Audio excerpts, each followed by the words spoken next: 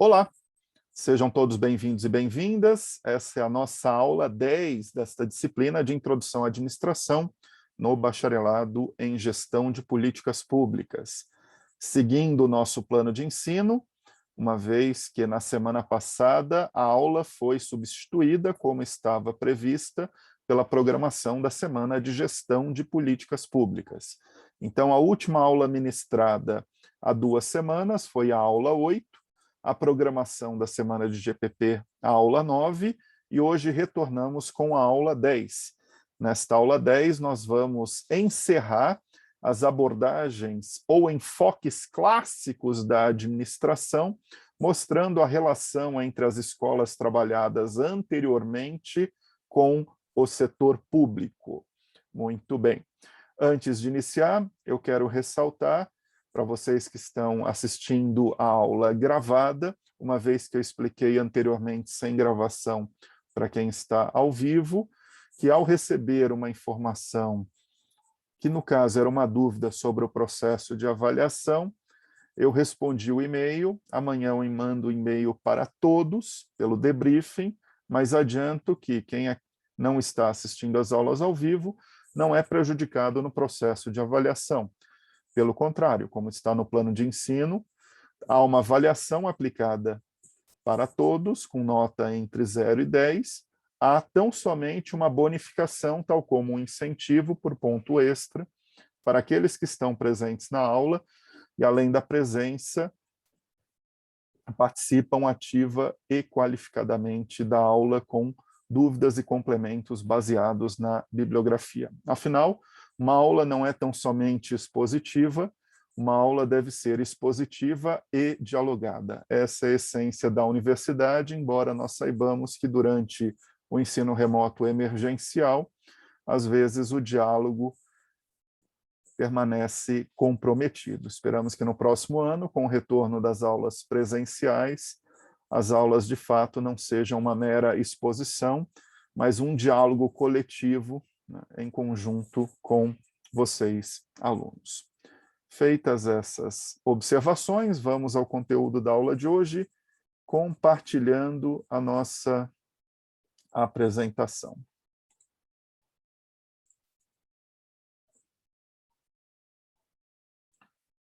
Apresentação compartilhada, aula 10, onde que estamos nesta aula 10. Hoje, 22 de outubro, nós vamos trabalhar o enfoque clássico da administração, que vem sendo trabalhado desde a aula 5.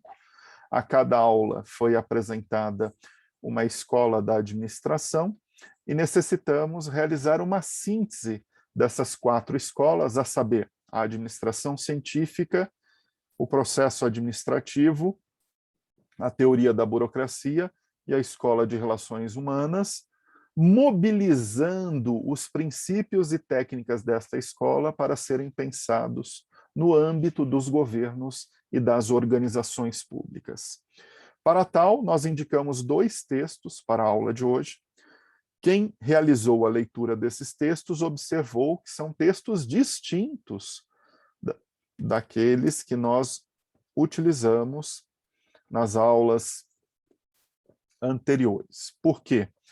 Porque nós não temos livros-textos no Brasil, tais como manuais que utilizamos do Maximiano, Mota e Vasconcelos nas últimas aulas, na área de administração pública. Então, nós estamos utilizando na aula de hoje 2 textos que vocês perceberam que o nível é distinto. São textos que nós podemos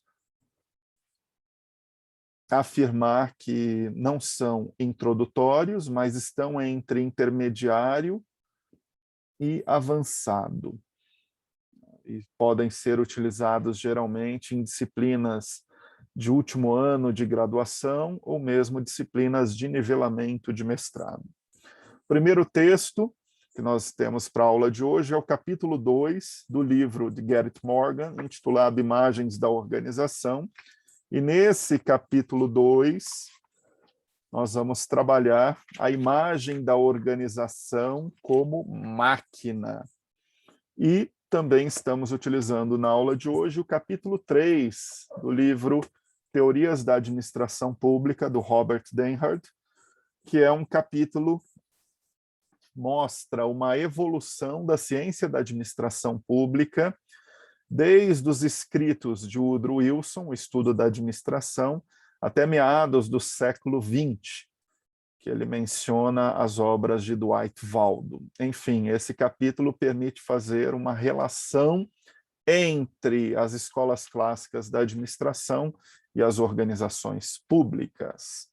Muito bem, vamos então prosseguir para o conteúdo da nossa aula. Antes, porém, recordar é viver o que ficou da aula anterior, que foi a aula 8, porque a aula 9 foi a programação da semana de GPP. Na aula 8, nós trabalhamos a última escola clássica da administração, intitulada Escola de Relações Humanas. E mostramos que essa escola de relações humanas surge no período de transição da década de 1920 para a década de 1930, época em que o mundo, sobretudo o Ocidente, estava diante de uma crise na acepção paradigmática, ou seja, com algumas verdades e regras de longa data estabelecidas sendo abaladas. Pensem, por exemplo, vocês que estudaram no ensino médio, a crise econômico-financeira de 1929, conhecida como crash da Bolsa de Nova York, como que essa crise ela demarca uma transição do liberalismo para o desenvolvimentismo, com a intervenção do Estado na economia, a partir das ideias keynesianas, por exemplo. E no caso organizacional, nós podemos mencionar que é uma época em que os estudos comportamentais são aplicados à administração, deslocando o foco da organização formal, das estruturas e funcionalidades, para a organização informal, os relacionamentos e os comportamentos individuais e coletivos nas organizações. Isso está relacionado com ideias como humanização do trabalho, a partir do foco nas pessoas, equilíbrio entre capital e trabalho, considerando o conflito entre patrão e empregado, sobretudo a partir da organização do movimento sindical.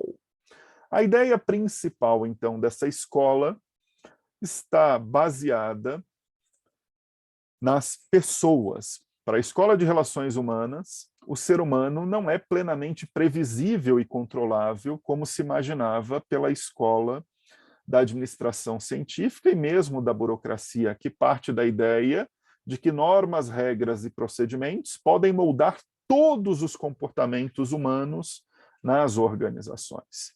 Lê do engano, essa escola vai demonstrar que temos comportamentos humanos espontâneos, imprevisíveis, que surgem a partir da dinâmica interpessoal na organização.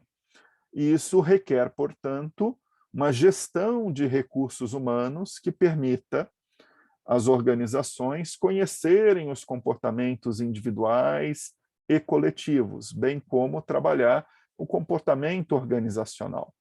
Por exemplo, essa escola vai criticar a simplicidade da modelagem de um homem econômico, como se os homens respondessem tão somente a incentivos econômicos.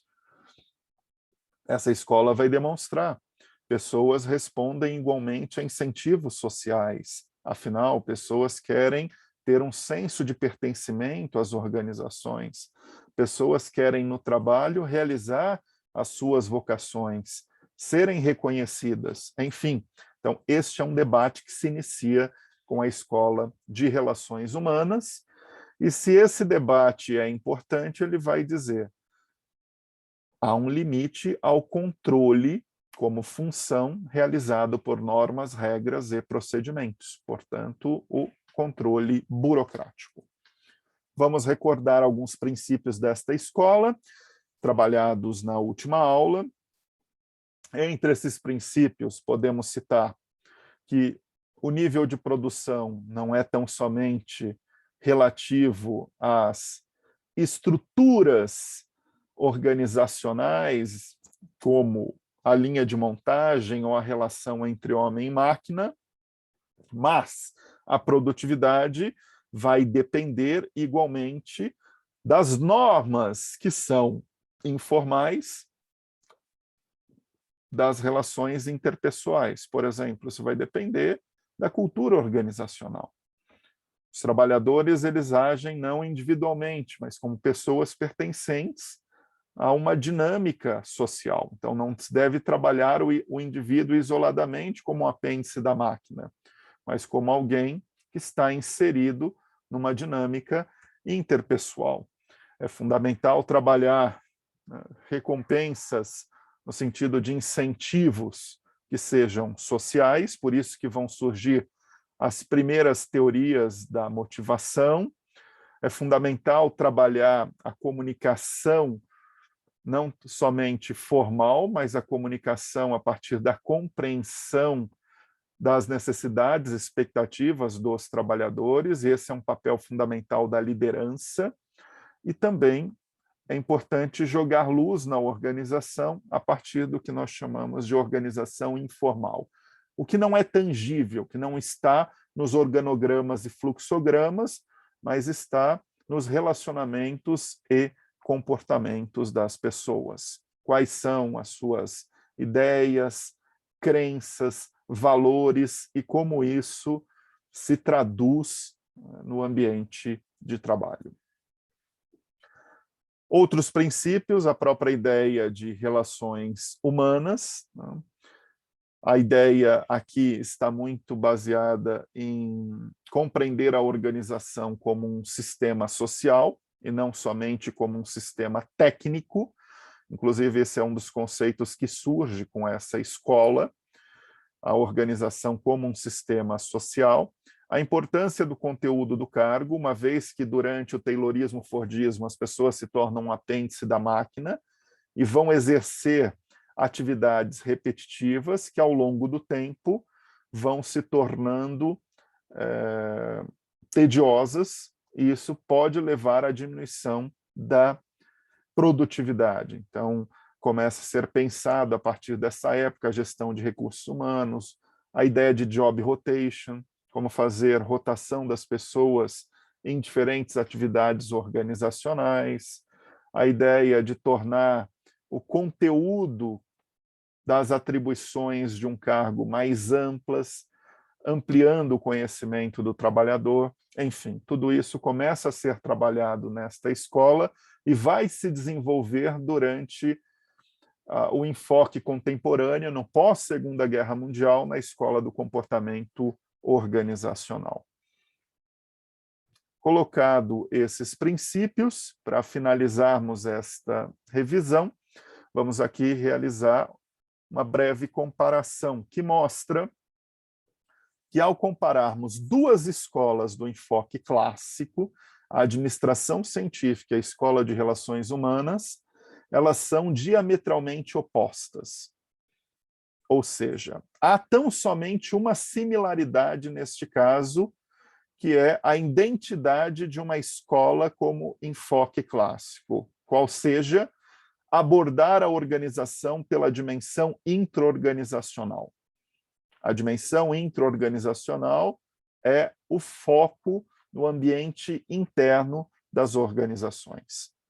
Isso nós podemos identificar tanto na administração científica, que se volta para pensar a organização da produção e do trabalho na linha de montagem, como a escola de relações humanas, que se volta para pensar o comportamento humano no âmbito intra-organizacional.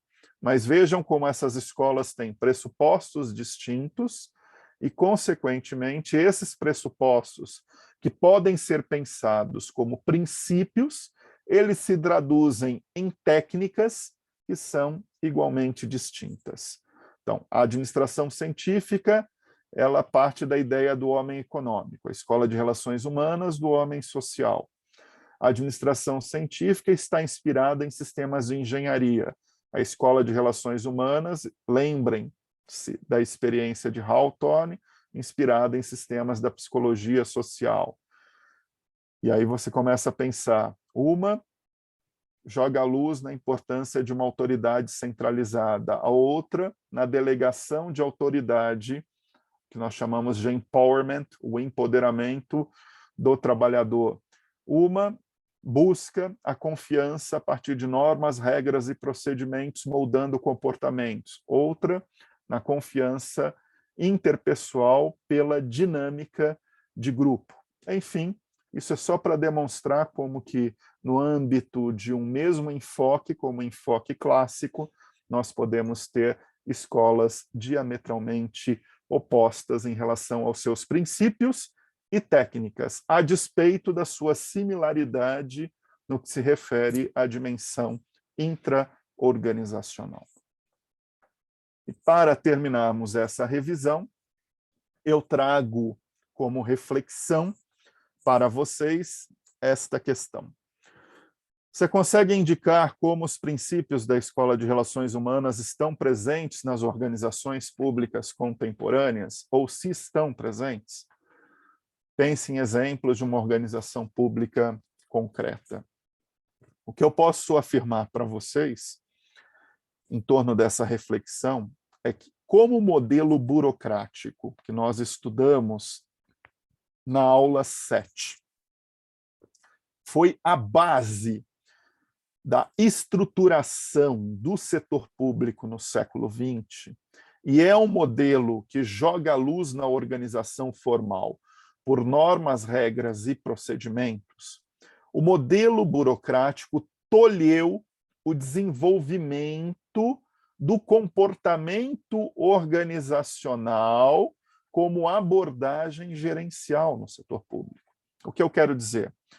A ideia, por exemplo, de liderança no setor público sempre esteve muito relacionada à ideia de chefia, ou seja, o exercício de uma autoridade que está em um cargo, e não, de fato, a liderança como um atributo pessoal para mobilizar as pessoas em torno de objetivos e metas.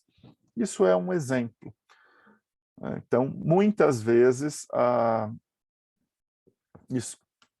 ideia de relações humanas ela foi subdesenvolvida no setor público quando comparado com o setor privado no século XX. Uma imagem é pensar as áreas de recursos humanos no setor público, como que durante o século XX muitas dessas áreas se organizaram como departamentos de pessoal com foco operacional em rotinas trabalhistas, e não necessariamente na gestão, né, de pessoas a partir de subsistemas gerenciais. Isso faz com que, por exemplo, alguns dos princípios da Escola de Relações Humanas sejam descobertos ou redescobertos nas organizações públicas nas últimas décadas. Exemplo, pensem o papel do diretor de escola pública. Se vocês forem realizar um levantamento da literatura de gestão educacional no Brasil, houve uma descoberta ou redescoberta do quão importante é o diretor de escola a partir das suas competências para o resultado da escola pública.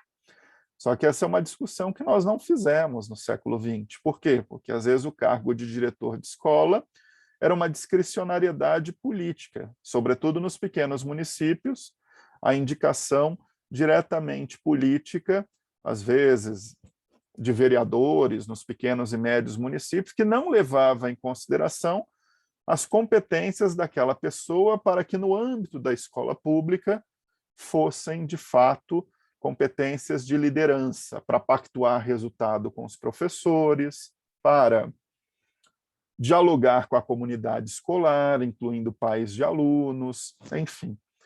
Por isso que, nas últimas 2 décadas no Brasil, quando se estuda gestão educacional na escola pública, você começa a ver que há um processo de reorganização do recrutamento e seleção de diretores de escola, baseados em critérios de competência, né, e aplicação de provas para realizar essa aferição.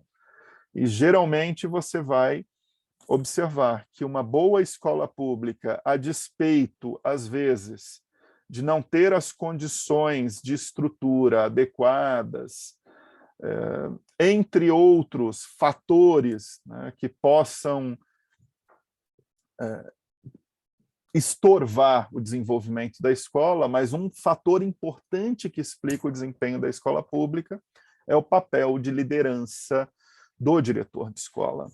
Enfim, então, isso é algo que não é novo, é renovado, porque isso está presente, por exemplo, na obra de Chester Barnard, As Funções do Executivo, né, que é uma das obras que referenciam esse nascimento da Escola de Relações Humanas na década de 1930.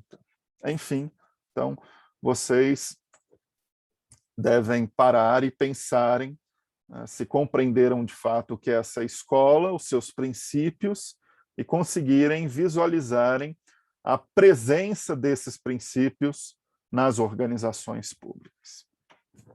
Eu vou descompartilhar a apresentação para ver se há alguma dúvida, pergunta ou questão, e na sequência nós continuamos com a aula.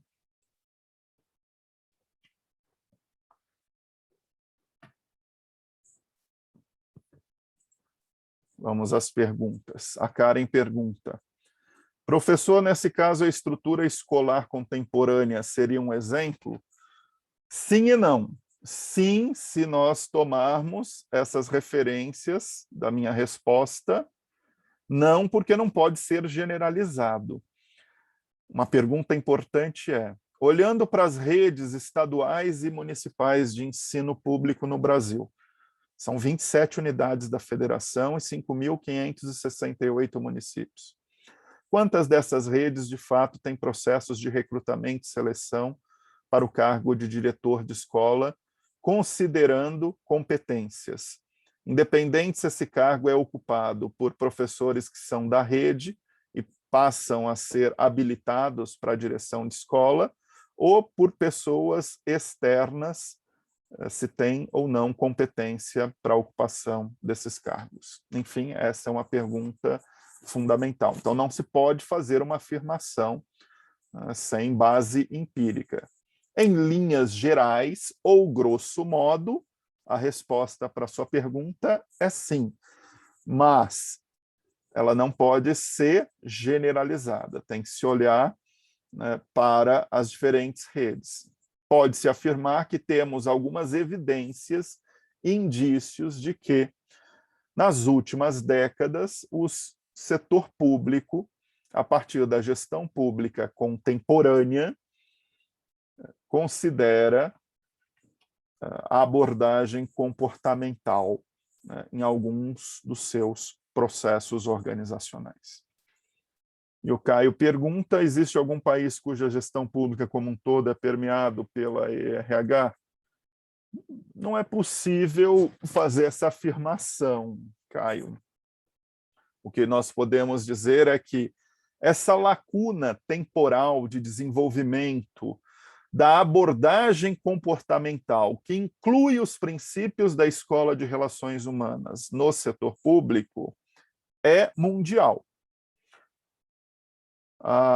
Se você comparar a teoria administrativa do comportamento organizacional no setor privado com o setor público, temos uma defasagem de 50 anos.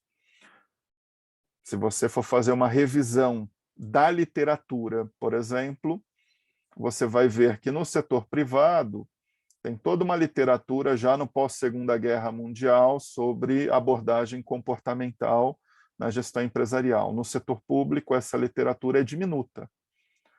Tanto é que construtos como Public Service Motivation, que é uma forma de desenvolver uma escala de motivação no setor público, na literatura, é algo da década de 1990.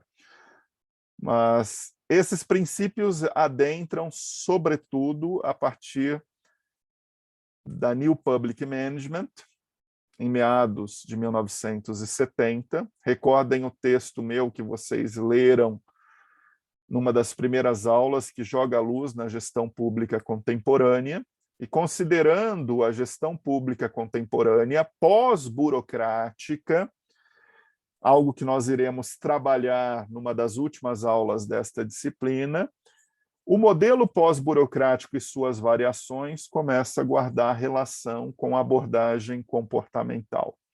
Mas eu destacaria alguns países que são referências na abordagem comportamental. Canadá é um exemplo.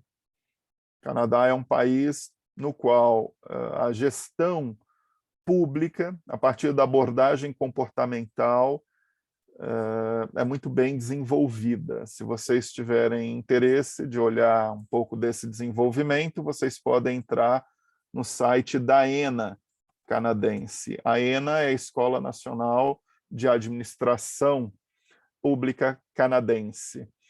E vocês vão ver que muito dos processos de treinamento e desenvolvimento do setor público canadense oferecidos por essa escola de governo nacional está baseada no comportamento organizacional. Isso guarda relação com uma trajetória histórico-institucional do Canadá, que culturalmente justapõe a cultura anglo-saxã com a cultura francesa. E esse hibridismo foi fundamental para que houvesse esse desenvolvimento do comportamento organizacional na administração pública canadense.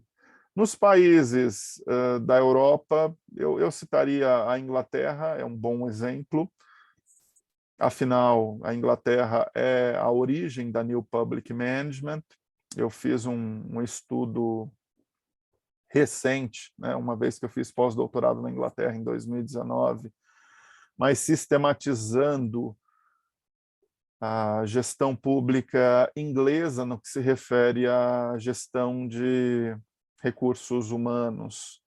Eu posso, inclusive, compartilhar o material com vocês, aqueles que tiverem interesse. Um instante, deixa eu realizar esse compartilhamento.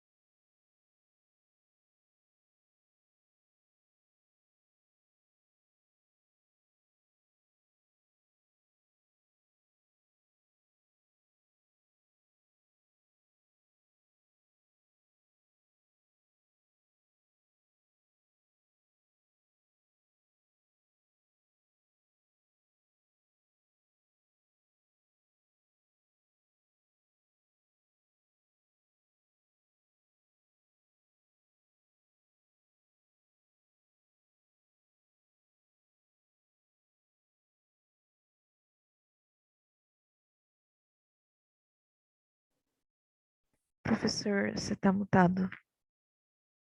Obrigado. Então, eu estava explicando este relatório que foi desenvolvido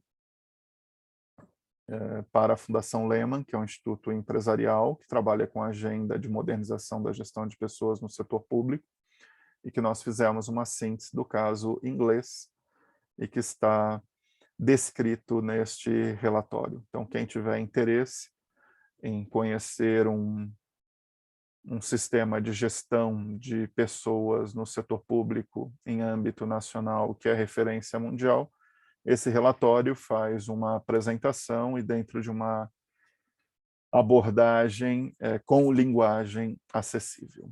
Muito bem, foi esse relatório que eu compartilhei com vocês.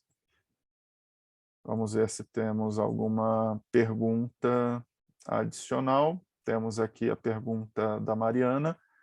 Professor, a discussão sobre uma semana de trabalho de 4 dias está relacionada com essa escola? Sim e não. Não é necessariamente com essa escola, porque houve um posterior desenvolvimento dessa escola. Os princípios da Escola de Relações Humanas foram sendo retrabalhados durante o século XX, e nós temos escolas na sequência, como a escola, não do enfoque clássico, mas do enfoque contemporâneo, no pós-Segunda Guerra Mundial, do comportamento organizacional, bem como escolas pós-contingenciais, que são escolas correntes, né, que são desenvolvidas nas últimas décadas, como da aprendizagem organizacional e da cultura organizacional. Então, há uma amálgama ou uma hibridização desses princípios em torno da gestão de pessoas no setor público, né? E, obviamente, existem esses movimentos, como o que você pergunta, o movimento de reorganização do trabalho, que leva em consideração tanto a variável produtividade, mostrando que, às vezes, você reorganizar o trabalho para 4 e não 5 dias por semana pode manter ou aumentar a produtividade. Então, há uma dimensão econômica nessa discussão, como há, igualmente, uma dimensão social de uma relação de equilíbrio entre pessoal e profissional, e bem como toda uma rediscussão, né, de valores na sociedade no século XXI. Né? Enfim, mas é possível, sim, identificar nesses movimentos alguns princípios dessas diferentes escolas da administração, incluindo a Escola de Relações Humanas, que jogam luz na gestão de pessoas, seja no setor privado, seja no setor público. E, por fim, a pergunta do Caio. Na verdade, não é uma pergunta, é um comentário. Bárbara, me parece que, pelo menos em parte, sim, por causa do último parágrafo da página 5 do PDF que lemos sobre a ERH. Nesse caso, sim. Lembrando que este parágrafo, neste caso, ele remete às ideias de Mary Parker Follett, que foi uma das principais autoras da Escola de Relações Humanas, que queria diminuir o conflito entre capital e trabalho, propondo processos de negociação e barganha. É claro que esses conflitos eram distintos no início do século XX, em comparação com o século XXI, mas eles podem ser reinterpretados dentro dessa dimensão econômica da carga horária de trabalho. Mas vamos recordar que também essa discussão entra numa abordagem de economia do trabalho, pensando como que uma carga horária de trabalho menor, reorganizando o processo de trabalho, pode facultar a entrada de pessoas no mercado de trabalho e diminuir a taxa de desemprego. Então, tem uma discussão, neste caso, que é uma discussão multidisciplinar em torno de uma tomada de decisão como essa. Não é tão somente uma dimensão organizacional, mas envolve também uma dimensão de direitos trabalhistas, envolve uma dimensão de políticas públicas de trabalho e renda, e assim por diante. Muito bem. Vamos prosseguir, então. São 11 horas e 20 minutos. Utilizamos esse tempo inicial para o processo de revisão do conteúdo anterior, consolidando esse conhecimento. Agora vamos usar esse tempo que nos resta de 40 minutos para o conteúdo da aula de hoje. Vou compartilhar com vocês novamente a apresentação.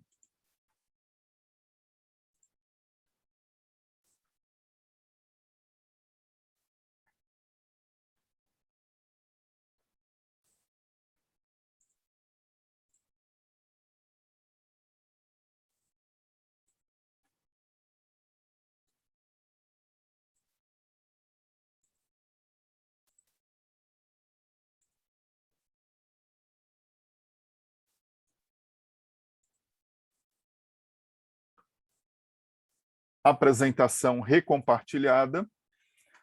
Conteúdo da aula de hoje. Agora trazendo a ilustração das obras que estamos utilizando hoje. São 2 livros. Quando vocês retornarem a IASH, ambos os livros estão à disposição na biblioteca, uma vez que, no caso desses livros, nós não disponibilizamos o livro todo no Drive, mas estão somente os capítulos que estamos utilizando. No caso do primeiro livro, Teorias da Administração Pública, do Robert Denhard, lembrando que este livro é uma tradução deste outro livro aqui, que eu estou demonstrando para vocês agora, Teorias das Organizações Públicas. Vejam que, inclusive, o título é diferente, mas o conteúdo é o mesmo, que para o caso brasileiro não faz muito sentido usar a ideia de teorias das organizações públicas, porque aqui não usamos muito o termo organização pública no estudo da administração pública, e sim administração pública. Então, o livro, para o caso brasileiro, foi traduzido como Teorias da Administração Pública. É um muito bom livro. E estamos utilizando o capítulo 3 deste livro. E estamos utilizando igualmente o capítulo 2 do livro Garrett Morgan. Esse é um clássico, se tornou um best-seller mundial, foi traduzido para mais de 15 línguas, e é um livro que se utiliza da estrutura de metáforas para apresentar as diferentes abordagens organizacionais, e neste caso a abordagem metafórica de imagens, por isso que ele chama Imagens da Organização. O livro ao todo tem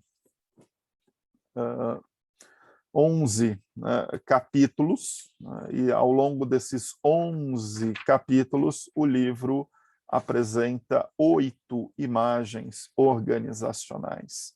E nós vamos usar, na aula de hoje, a primeira imagem, que é a mecanização, ou seja, a imagem da organização como máquina, que representa as ideias do enfoque clássico taylorista, fordista, que no caso do setor público acaba se relacionando com as normas, regras e procedimentos do modelo burocrático.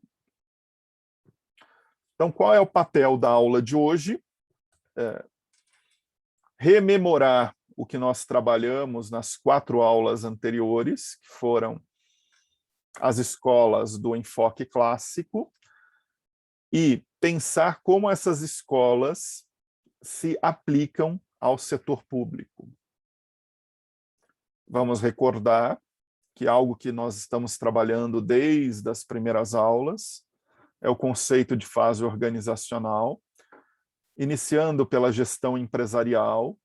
O que são as fases organizacionais? São épocas, cada época tem os seus problemas, e são a partir desses problemas que as questões surgem para o desenvolvimento da ciência da administração.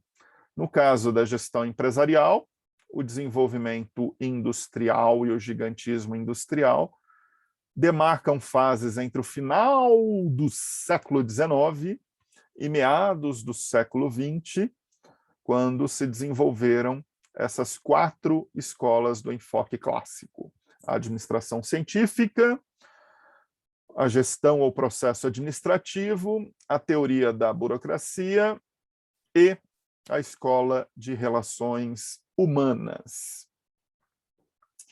Vamos recordar que, ao estudar cada uma dessas escolas, nós não queremos compreender tudo dessa escola. Nós estamos num curso de introdução à administração. Nosso objetivo é compreendermos algumas ideias dessas escolas, sempre a partir deste framework, ou seja, a administração como ciência tem uma teoria. Essa teoria é um conjunto de representações abstratas da realidade.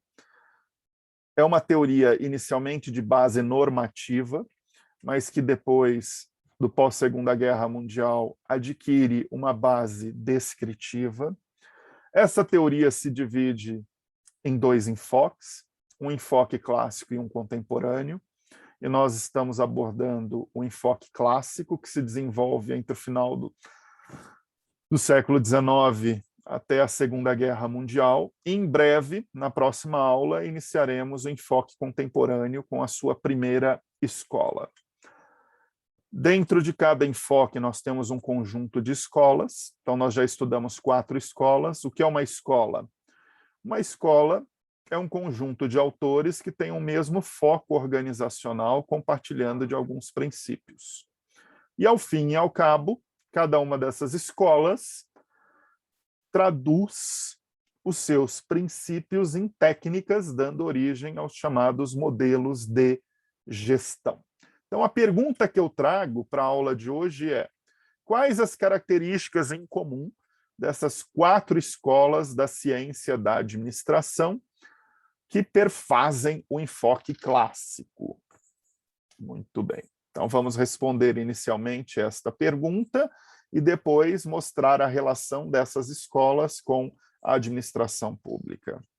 Para responder a esta pergunta, agora eu trago algo que eu apresentei anteriormente, mas estamos revisando: as fases organizacionais na administração pública. Considerando o horizonte temporal, essas fases são equivalentes à gestão empresarial, mas os nomes das fases são distintas. Afinal, a natureza da administração é diferente entre setor público e setor privado. Na gestão empresarial, nós estamos pensando na evolução da empresa privada a partir do capitalismo, tendo como base a Revolução Industrial, e como que a partir da segunda Revolução Industrial nos Estados Unidos vão sendo constituídas fases, e a cada fase você tem algumas escolas da administração, como o Taylorismo-Fordismo, o processo administrativo, a burocracia, a escola de relações humanas, se desenvolveram na fase do desenvolvimento industrial e do gigantismo industrial.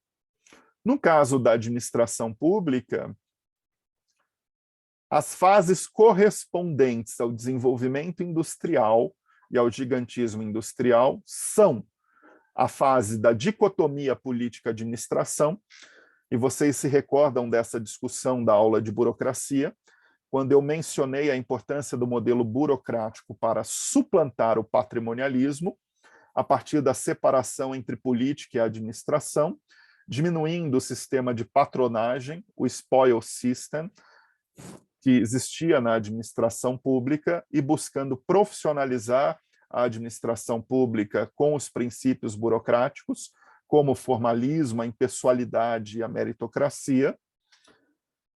E o texto fundante dessa escola é o texto de Woodrow Wilson, O Estudo da Administração, 1887.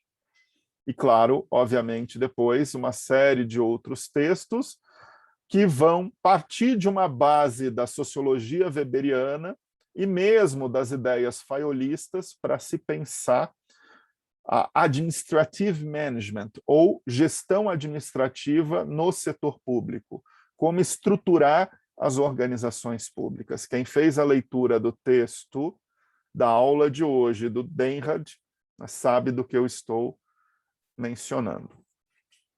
E a segunda fase, State Building, é uma fase de construção do Estado que tem o seu preâmbulo no pós-Primeira Guerra Mundial, mas, sobretudo, depois da crise de 1929, com um aumento do papel do Estado na economia e na sociedade. Pensem, por exemplo, o intervencionismo econômico do Estado na década de 1930. Vocês que no ensino médio estudaram, por exemplo, o New Deal nos Estados Unidos.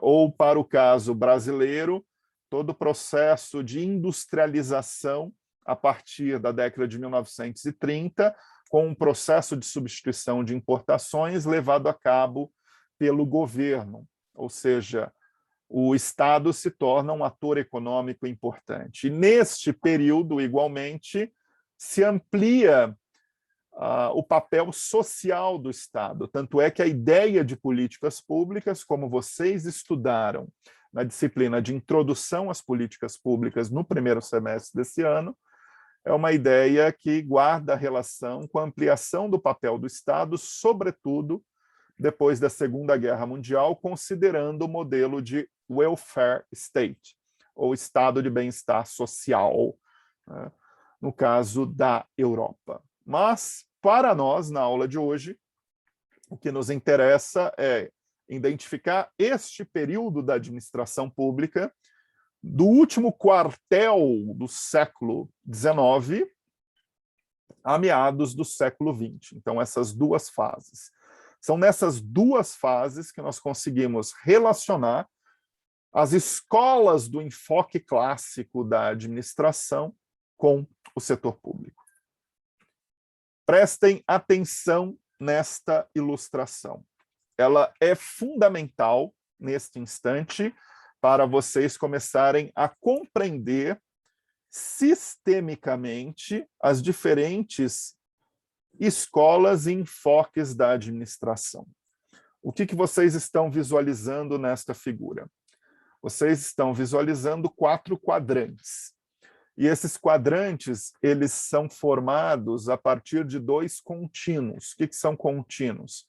Formas de representação entre 2 variáveis. No eixo horizontal, eu tenho a variável fechada e aberta. O que significa isso? A organização como sistema fechado versus a organização como sistema aberto. A organização como sistema fechado significa a dimensão intraorganizacional, jogar luz no âmbito interno das organizações. E aberto significa o sistema aberto, a relação entre organização e ambiente externo. Como vocês sabem, porque eu adiantei desde as primeiras aulas, o que identifica todas as escolas do enfoque clássico é que todas têm uma abordagem de sistema fechado, pela dimensão intra-organizacional. Por isso que vocês estão observando, por esse slide, que as escolas estão classificadas, todas as 4, dentro desta relação horizontal como sistema fechado. Agora paremos e pensemos o contínuo que está na vertical, que vai fazer uma relação entre a abordagem formal e a abordagem informal. O que é a abordagem formal das organizações? É a abordagem que joga luz nas suas estruturas, processos e funções que são tangíveis.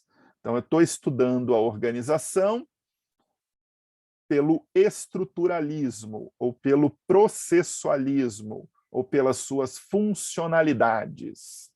Pense a organização por aquilo que é tangível, um organograma que mostra a estrutura organizacional, um fluxograma dos processos de trabalho, e assim por diante. Ou mesmo as regras, normas e procedimentos que estão no âmbito de uma organização. Muito bem.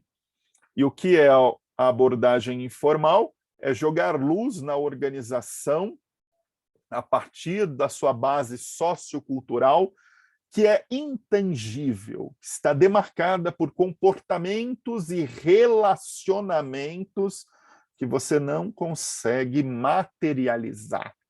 São as discussões, por exemplo, da Escola de Relações Humanas, como motivação, liderança. Você não concretiza esses conceitos. Isso está numa base sociocultural, né, ou psicossocial. Muito bem. Então, o que nós podemos dizer? As escolas do Taylorismo, Fayolismo e da burocracia têm uma abordagem de sistema fechado formal. Claro que cada uma tem um foco distinto no formal. O Taylorismo, o formal para ele são as linhas de montagem no nível organizacional pela relação do nível operacional de administração com o controle produtivo. O fayolismo já está pensando formal em toda a estrutura organizacional pelo processo administrativo. A burocracia está pensando formal pelo tipo de autoridade racional legal e suas normas, regras e procedimentos. E a Escola de Relações Humanas, por sua vez, dentro de uma abordagem de sistema fechado, mas informal, jogando luz nas pessoas por uma base psicossocial ou sociocultural. Então, isso aqui é fundamental e vocês vão ver que, a partir da aula 11, nós vamos começar a completar esses outros dois quadrantes. Por quê? Com as escolas do enfoque contemporâneo, nós vamos observar esse deslocamento no eixo horizontal. As escolas de administração, no pós-Segunda Guerra Mundial, vão começar a se abrir para uma abordagem de sistema aberto, pensando a relação entre organização e ambiente externo. Muito bem. Então, agora, no tempo que nos resta nesta aula, nos próximos 20 minutos, vamos fazer a relação entre as escolas do enfoque clássico da administração com o setor público, usando os dois textos indicados para a aula de hoje. A primeira ideia fundamental é pensarmos a administração pública como ciência administrativa. E isso é muito bem apresentado no texto do Robert Denhard. Desde o último quartel do século XIX até meados do século XX, então, aproximadamente entre 1875 e 1950, surge a administração pública como ciência, assim como surgiu a administração de empresas, a ideia do management como ciência. Mas a administração pública, ela tem precedentes diferentes. Enquanto a administração de empresas teve o precedente do Taylorismo, Fordismo, a administração pública teve um precedente jurídico, que é o direito administrativo, e foi fundamental para o direito administrativo a Revolução Francesa. Vejam, fazendo uma comparação com a gestão empresarial. Para a gestão empresarial, foi fundamental a Revolução Industrial.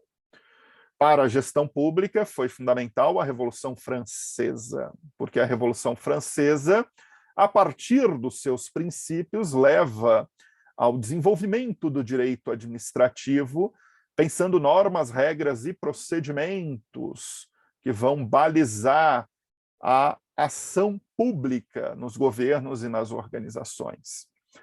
Mas, igualmente, a administração pública tem um precedente sociológico.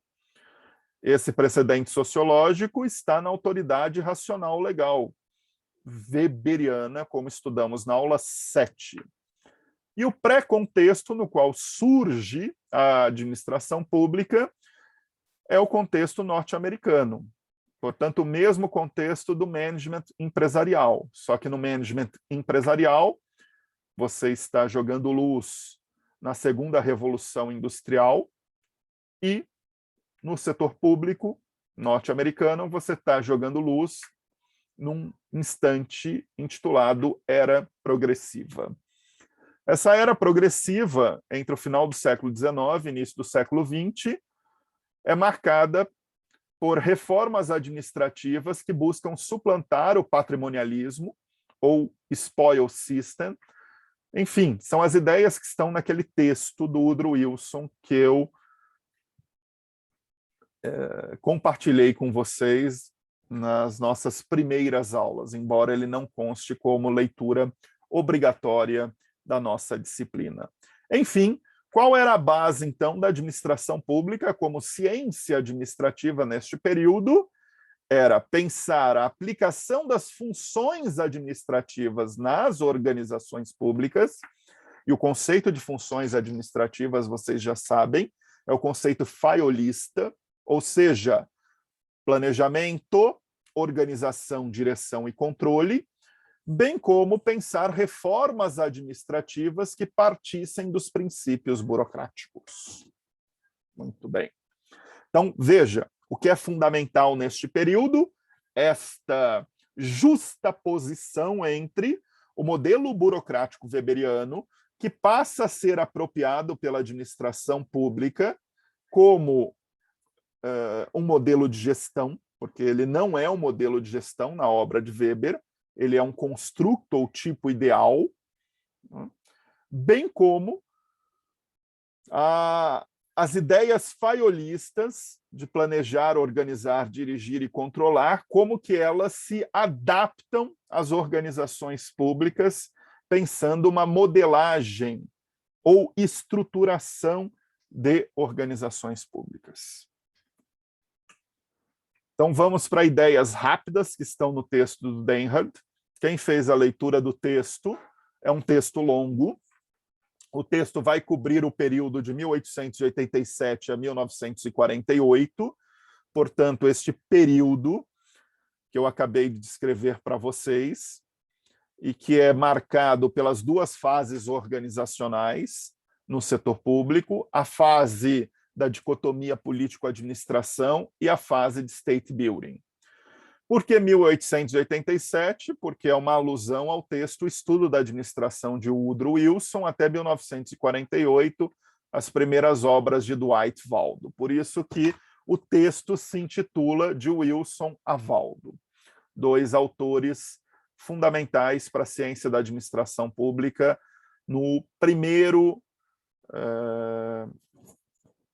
na primeira metade do século XX.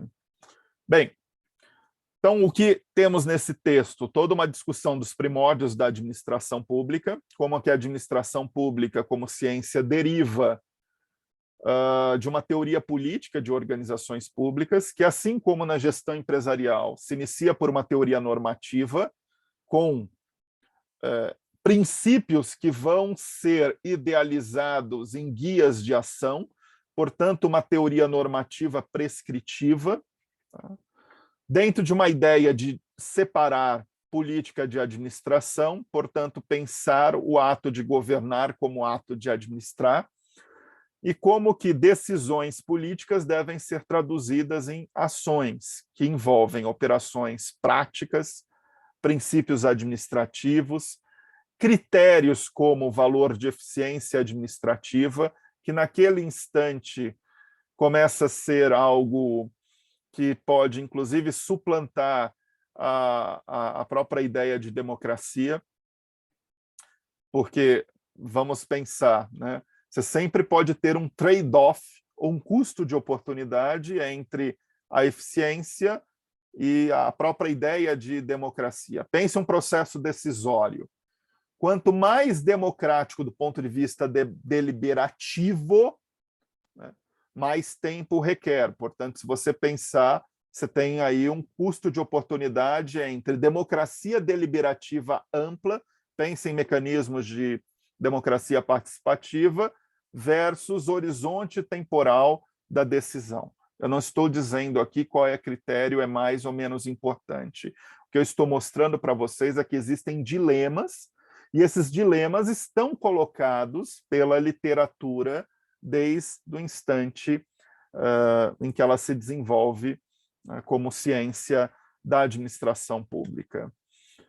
Naquele instante, se trabalha muito a ideia de governar e administrar, portanto, uma ideia com foco no poder executivo, por isso que se estuda muito a administração pública com foco no executivo, e não tanto nas organizações do legislativo e mesmo do judiciário, embora houve um crescimento nas últimas décadas do estudo do legislativo como organização, não apenas como uma dimensão política, que está muito presente na ciência política, os estudos legislativos, mas igualmente uma dimensão organizacional dos legislativos e o judiciário.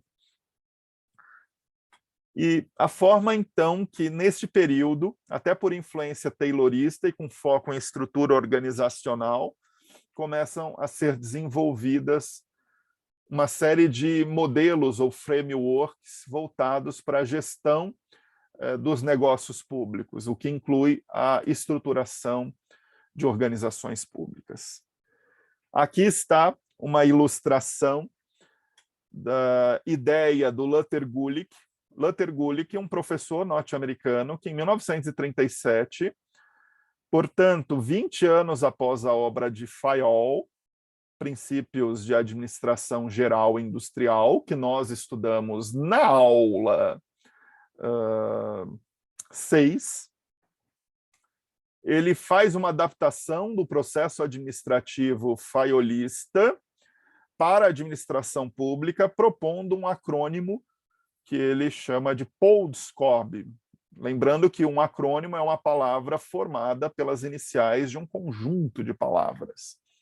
E o POLSCOB, neste caso, se referem às ações de planejamento, organização, staffing neste quadro, que neste quadro quer dizer dimensionamento do quadro de pessoal, direção, coordenação, reporting, nesse caso é uma questão de relatórios, que acaba guardando relação com controle, e budgeting, nesse caso orçamento. Por isso que no setor público, quando se discute planejamento, é um processo de integração entre planejamento e orçamento. Então veja que o POLSCOB é uma ideia de processo administrativo fayolista para governos, que se inicia pelo planning e termina no budgeting, portanto, do planejamento ao orçamento. E claro que aqui eu estou somente representando, há uma descrição para cada uma dessas funções do processo administrativo de Luther Gulick. E agora podemos usar o tempo final que temos nesta aula também para jogar luz na outra obra que indicamos para a leitura, do Garrett Morgan, Imagens da Organização. Bom, Morgan, como eu adiantei para vocês, ele vai utilizar a noção de metáforas baseadas em imagens, né, para a compreensão das organizações. E ele vai dizer o seguinte: organizações não têm uma interpretação uníssona. Organizações têm uma interpretação polissêmica, e uma das formas de interpretar essa polissemia organizacional é relacionar as organizações com imagens. E ele vai trabalhar essas imagens como metáforas, que é a metáfora da máquina, do organismo, do cérebro, da cultura, do sistema psíquico, do fluxo e transformação, e mesmo de instrumento de dominação. Eu não tenho aqui tempo para trabalhar todas as metáforas, eu quero aqui utilizar a primeira metáfora, que é uma metáfora que mostra a relação com o enfoque de algumas escolas clássicas, né, como o taylorismo-fordismo, processo administrativo, fayolista e a teoria da burocracia. Mas fiquem muito à vontade para consultar a obra para as demais metáforas. Por exemplo, a metáfora de instrumento de dominação é uma interpretação neomarxista das organizações, como estudar organizações como instrumentos de dominação. Enfim, isso é para mostrar como que você tem múltiplas interpretações em torno das organizações e com ascendência de diversas áreas de conhecimento. Então, desde interpretações funcionalistas, que partem de uma base instrumental, até interpretações críticas, que vão analisar substantivamente a organização a partir do seu papel na economia e na sociedade. Então, Morgan, com a metáfora da máquina, e aí já pensando a metáfora da máquina para o setor público, ele vai dizer uma forma de interpretar as organizações são máquinas feitas de partes que se interligam, cada uma desempenhando um papel claramente definido no funcionamento do todo. Neste caso, as organizações se apresentam como um conjunto de engrenagens e roldanas que estão interligadas, né, e você acaba pensando a própria ideia de máquina pública, que é um termo muito difundido desde o século XX, traz essa imagem, né? A máquina pública a partir de uma abordagem formal de normas, regras e procedimentos que estão racionalizados para o funcionamento dos governos e das organizações.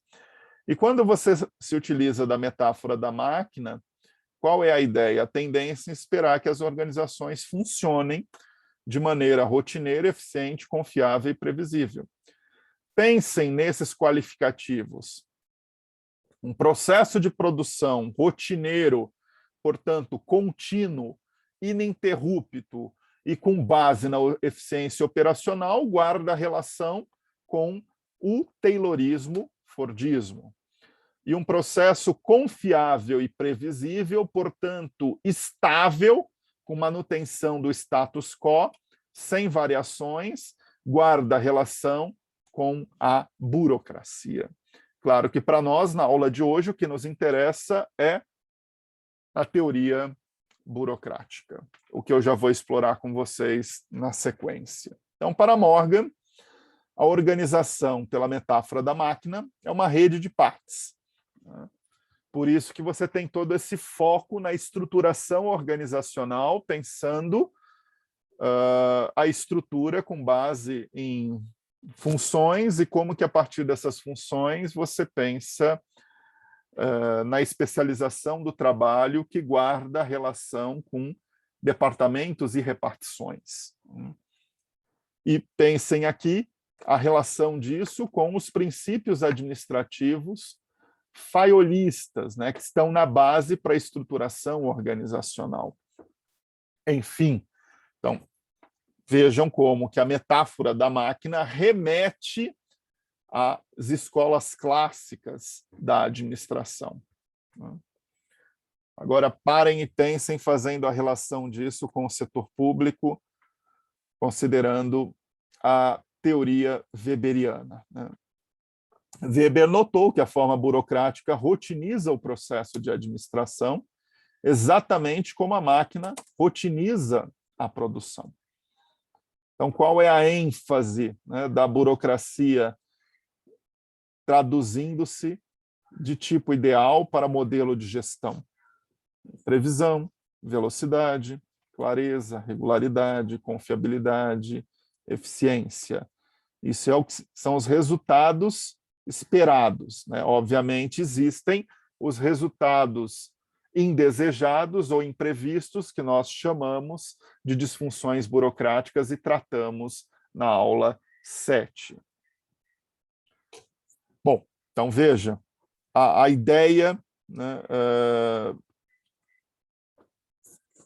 de teoria da burocracia dentro da metáfora da máquina, né? A forma em que a abordagem burocrática tinha esse potencial de rotinizar e mecanizar os aspectos da vida humana. Mas, ao mesmo tempo que isso pode trazer vantagens, isso pode trazer desvantagens, e isso já estava presente nas discussões da burocratização para além das organizações, pensando a burocratização da sociedade, né? Ou seja, a forma que isso corrói um pouco o próprio espírito e ímpeto humano, com a desumanização, a própria capacidade de ação espontânea, que se perde muito pelo processo de rotineirização.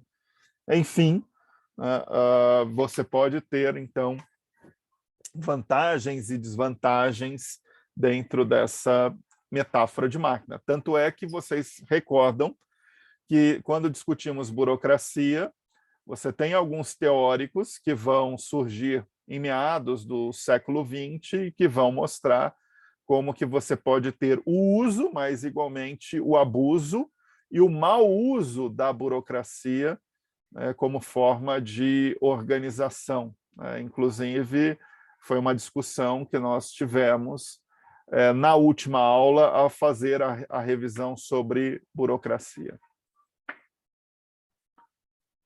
Então, paremos e pensemos, quais são as vantagens das abordagens mecanicistas? Ela se adequa quando tem uma tarefa clara a ser desempenhada, e essa tarefa precisa ter eficiência operacional, considerar que o ambiente é estável e previsível o suficiente para garantir que tudo seja adequado, né? Você precisa criar um fluxo de processo, né?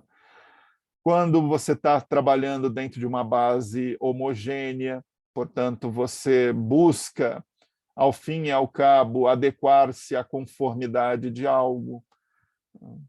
Quando precisão e eficiência operacional são muito valorizadas, né? Enfim, são vantagens que você tem dentro de uma abordagem mecanicista, mas, igualmente, existem desvantagens ou limitações, que, em parte, isso nós já discutimos com as disfunções burocráticas, né? Se você busca previsibilidade com manutenção do status quo, isso vai criar uma dificuldade de mudança, portanto, de adaptação da organização no decorrer do tempo. A burocracia ela vai se tornando desprovida de capacidade de adaptação, de falta de flexibilidade, de comunicações que muitas vezes seguem um padrão formal, mas não atingem o seu potencial, de um distanciamento de quem conduz a organização da linha de frente, ou mesmo de um distanciamento organizacional das necessidades e expectativas do usuário, né? Enfim, então, vamos ver que as abordagens mecanicistas, elas acabam também tendo as suas limitações. Mas, ao fim e ao cabo, é sempre um dilema, né? E esse dilema ele se apresenta muito numa relação entre regras e discricionariedade. Até que ponto são importantes regras para moldar o comportamento e para balizar ou mesmo despersonalizar, no sentido de garantir a impessoalidade, e até que ponto é fundamental a discricionariedade da ação. Essa é uma discussão até hoje presente, porque é um dilema que se faz nas organizações. Parem para pensar o setor público. O setor público brasileiro, nas últimas décadas, teve uma certa assimetria, um desbalanceamento entre controle e administração. Os órgãos de controle hoje têm uma capacidade muito maior do que os próprios órgãos executivos operativos. Então, houve um sobrepeso do controle em relação à própria capacidade de execução de serviços públicos. E, muitas vezes, diante do sobrepeso do controle, incluindo a própria responsabilização dos funcionários públicos, as pessoas elas não se colocam ao risco, porque elas vão dar conta muito mais de uma adequação às normas, e, ao se adequar plenamente às normas, por outro lado, você pode criar lacunas ou flancos no processo operativo, né? Isso é uma discussão contemporânea que está muito presente e que, às vezes, chega ao cúmulo da própria ideia de criminalização da administração pública, que é esse tratamento quase que generalizável, né, como se todos no setor público fossem corruptos ou estivessem agindo de má fé. Então, sempre a necessidade de mais instrumentos de controle, enfim, como balancear isso. Essas discussões são sempre dilemas, né? Todo dilema tem um trade-off, para mobilizarmos aqui um conceito importante que vocês viram em introdução à economia, né? Tem um custo de oportunidade, ok? E essas coisas estão presentes nas tomadas de decisão e nas estruturas organizacionais. Para finalizarmos a nossa aula, eu só quero aqui fazer a indicação de um artigo bem curto da professora Tânia Kainert, intitulado Os Paradigmas da Administração Pública no Brasil, entre 1900 até 1992, afinal ela publica isso em 1994, mas pode-se dizer Os Paradigmas da Administração Pública no Brasil no século XX. Se vocês tiverem interesse, né, basta dar uma googada com esse título, o artigo vai aparecer de imediato e é de livre acesso. E o artigo ele acaba trazendo uma síntese do percurso da administração pública no Brasil como campo do saber. Então, a cada fase do contexto institucional do Estado brasileiro, o paradigma, ou seja, o modelo, o padrão ou a área de conhecimento mais ascendente para aquela época.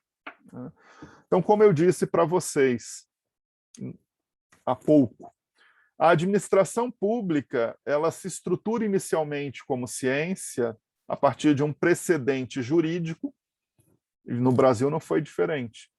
A primeira forma de institucionalização da administração pública é tratar a administração pública como ciência jurídica, criando normas, regras e procedimentos, né?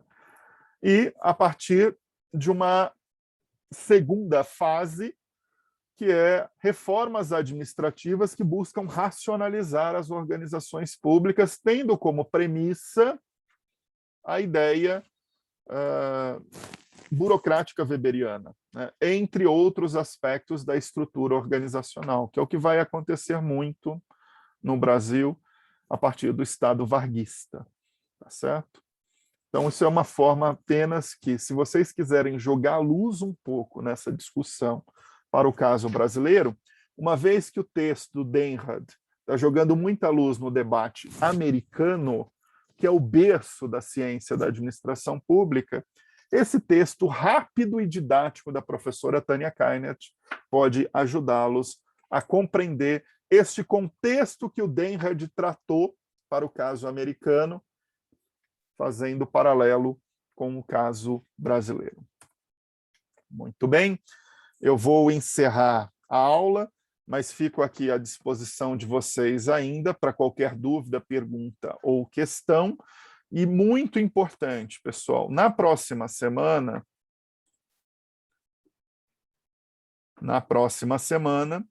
conforme o nosso plano de ensino, não tem aula. Mas houve uma mudança no calendário da universidade. A universidade reviu o calendário, vocês podem entrar no sistema Júpiter, e lá vai dizer que aquele recesso previsto para os dias 28 e 29 de outubro, em alusão ao Dia do Funcionário Público, que é no dia 28, foi cancelado. Ou seja, semana que vem, pelo calendário, há aula. Mas eu vou manter o calendário como está, sem uma aula formal, e vou entrar aqui e vou comunicá-los disso por e-mail, no e-mail de debriefing da nossa aula, para plantão de dúvidas. Ou seja, para dialogarmos de forma aberta e solta, né, dentro do tempo das aulas. Tudo bem? É isso, então. Não tendo mais nenhuma questão, aqueles que estão satisfeitos, fiquem à vontade.